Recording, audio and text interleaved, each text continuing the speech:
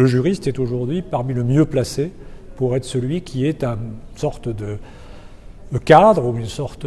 d'encadrement de la liberté, de la justice et de l'exercice de ces libertés au sein de nos pays démocratiques.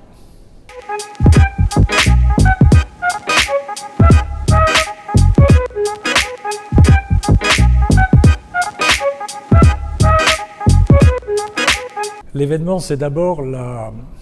création ou le regroupement d'une communauté autour du droit. Il y a beaucoup de communautés qui existent autour de la justice, autour des professions de professionnels libéraux, professions d'avocats, professions de notaires. Il y a beaucoup de chefs d'entreprise, d'activités de juristes dans les entreprises.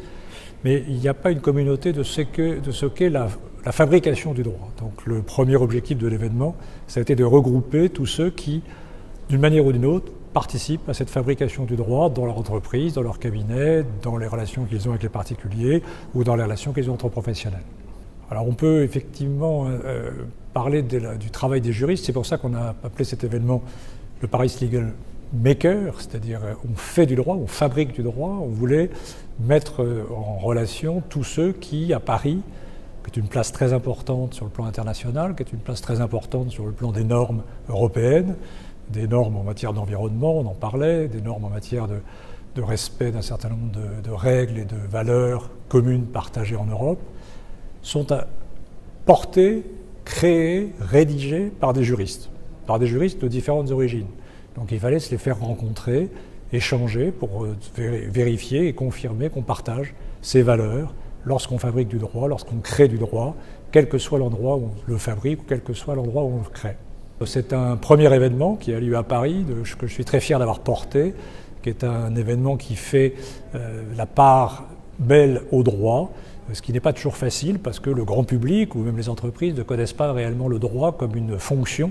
de cohésion sociale, une fonction de vivre ensemble et une fonction de partage des informations pour que chacun puisse y avoir accès.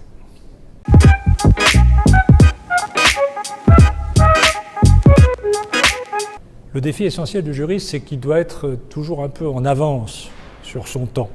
Et contrairement à l'image qu'il peut donner parfois d'être un peu en retrait ou d'être un peu en retard ou de donner effectivement des situations qui ne sont pas suffisamment fluides, l'image et le besoin que l'on a du juriste de demain, c'est d'anticiper. Anticiper sur l'évolution des choses, anticiper sur les risques aussi, parce qu'il y a beaucoup de risques en matière environnementale, on en parlait, en matière de démocratie à l'échelle des pays, aussi de liberté publique ou personnelle à l'échelle des individus.